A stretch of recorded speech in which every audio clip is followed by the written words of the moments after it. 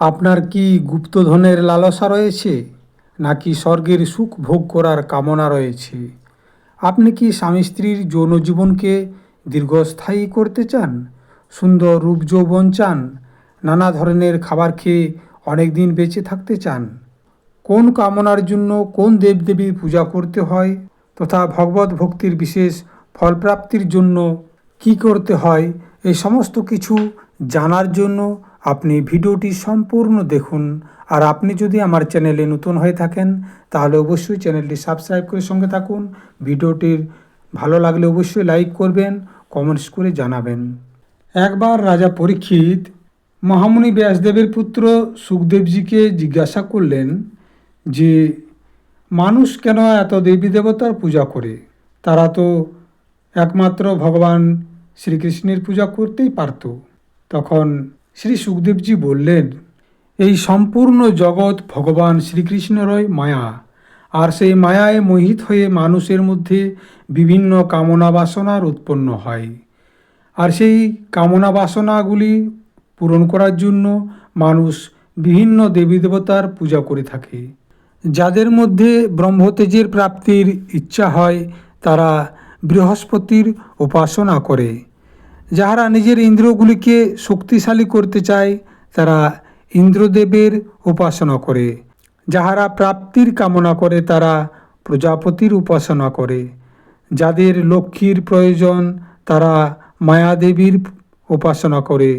যাদের তেজের প্রয়োজন তারা অগ্নির উপাসনা করে। যাদের ধনের প্রয়োজন তারা বসুদেব, এবং যারা প্রভাবশালী এবং বীরতা চায় তারা রুদ্রদেবের উপাসনা করে। যাদের অন্নপ্রাপ্তির ইচ্ছা আছে তারা অদিতির, এবং যাদের স্বর্গভোগ করার কামনা জাগে তারা অদিতির পুত্রদের উপাসনা করে। যাদের রাজত্বের কামনা রয়েছে তারা বিশ্বদেবের, এবং যারা প্রজাদেরকে নিজের বশের মধ্যে রাখতে চায় তারা সাধ্যদেবের উপাসনা করে। যারা দীর্ঘ আয়ুর কামনা রাখে তারা অশ্বিনী কুমারের, যারা অনেক আনন্দপূর্ণ খাবার খেতে চায় তারা পৃথিবী দেবীর, এবং যারা প্রতিষ্ঠিত হওয়ার জন্য কামনা করে তারা পৃথিবী এবং আকাশের সেবন করে। যাহারা সৌন্দর্য চায় তারা গন্ধদেবের, এবং সুন্দর স্ত্রী চায় তারা উর্বশী অপ্সরার উপাসনা করে। যারা সবার উপরে প্রভুত্ব করতে চায় তারা ভগবান ব্রহ্মার উপাসনা করে। যারা খ্যাতি অর্জন করতে চায় তারা যজ্ঞ দেবতার, যাদের গুপ্তধনের লালসা রয়েছে তারা বরুণ দেবের উপাসনা করে। যাদের বিদ্যাপ্রাপ্তির আকাঙ্ক্ষা রয়েছে তারা ভগবান শঙ্করের উপাসনা করে। আর স্বামী স্ত্রীর প্রেমকে যারা দীর্ঘস্থায়ী করতে চায় তারা দেবী পার্বতীর উপাসনা করে। কিন্তু যারা ধর্ম উপার্জন করার ইচ্ছা রাখে তারা ভগবান বিষ্ণুর উপাসনা করে। যারা বংশ পরম্পরাকে রক্ষা করার জন্য ব্যস্ত থাকে তারা পিতরদের উপাসনা করে। যারা বিভিন্ন বাধাবিঘ্ন থেকে বাঁচতে চায় তারা যক্ষদের, যারা বলবান হওয়ার জন্য উপাসনা করে তারা মরুদ্গণের উপাসনা করে। যারা বিভিন্ন ধরনের সুখ ভোগ করতে চায় তারা চন্দ্রের উপাসনা করে।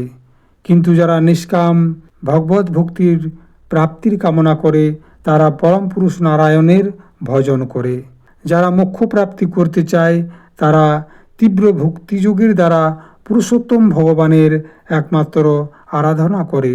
তবে যত ধরনের উপাসক আছে তাদের শুধু এটাতেই হবে, যদি তারা ভগবানের প্রেমী ভক্তদের সাথে ভগবানের কৃপা লাভ করতে চায় তাহলে সৎসঙ্গগুলিতে ভগবানের যে লীলাগুলি বর্ণনা করা হয় এর দ্বারা ভক্তদের সেই দুর্লভ জ্ঞানের প্রাপ্তি হয়, এবং এর দ্বারা ভক্তের হৃদয় শুদ্ধ হয়ে আনন্দ অনুভব হয়।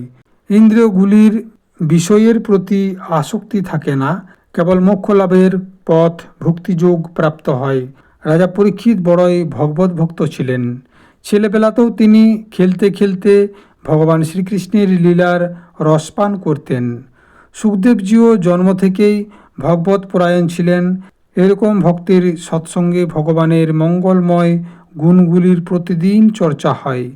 যে মানুষ ভগবান শ্রীকৃষ্ণের বিভিন্ন লীলা কথা গুণগানগুলি কখনো শোনে না, তাদের কানগুলি গর্তের মতো। যে জীব ভগবানের লীলারস গান করে না, তা ব্যাঙের জীবের মতো। যে মস্তক ভগবান শ্রীকৃষ্ণের চরণে কখনো নত হয় না, সেই মস্তকের মুকুট থাকলেও সেটি বোঝার মতো। যে পাগুলি ভগবানের লীলাক্ষেত্রগুলিকে ভ্রমণ করে না, সেই পাগুলিও ব্যর্থ। যে মানুষ ভগবত প্রেমী ভক্তদের চরণধূলি মাথায় নেয় না, সেই মানুষ বেঁচে থেকেও মৃতের সমান। যে মানুষ ভগবানের চরণে দেওয়া তুলসীর সুগন্ধকে অনুভব করে না, সে শ্বাসহীন মৃতের মতো। ভগবানের মঙ্গলময় নামগুলির শ্রবণ ও কীর্তন করার পর হৃদয় প্রেমানন্দে ভরে যায়, ছলছল করে চোখের জল এসে যায়,